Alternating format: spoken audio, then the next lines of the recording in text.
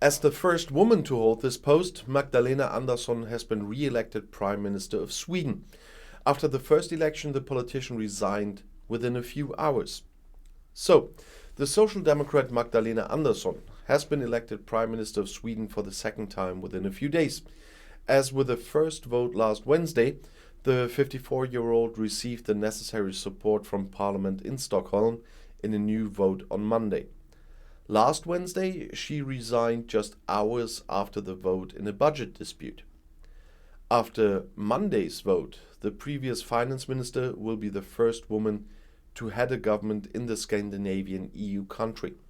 Until the change of government is officially completed by King Carl XVI Gustav, the resigned Social Democratic Prime Minister Stefan Löfven remains in office. Andersson was elected Swedish Prime Minister for the first time by the Stockholm Reichstag on Wednesday. About 7 hours later, however, she resigned. The trigger was, the Greens terminated the government with the Social Democrats after a budget vote in the late afternoon. Parliament had not previously voted for the red-green budget, but for an alternative proposal from several opposition parties.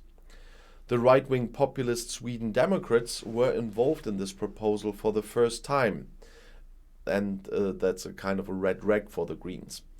Parliament's President Andreas Norlén then went back to search for government, and on Thursday he nominated Andersson for the second time.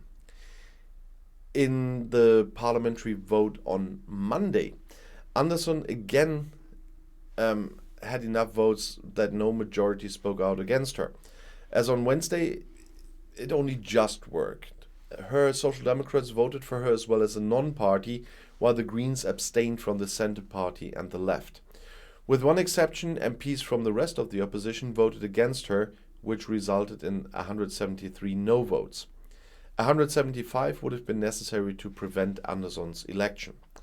As planned, Andersson will read out of her government statement, did read out her government statement in the Reichstag yesterday morning, and then also presented her purely Social Democratic cabinet. The new government was expected to go to the king on the same day before it officially begins to work. And now Andersson is the first woman Prime Minister of Sweden after 33 men in this post. Andersson's predecessor and party friend Löfven has led the country for the past 7 years with a red-green minority government. On November 10th, he submitted his resignation as head of government, having previously passed the party chairmanship to his longtime finance minister.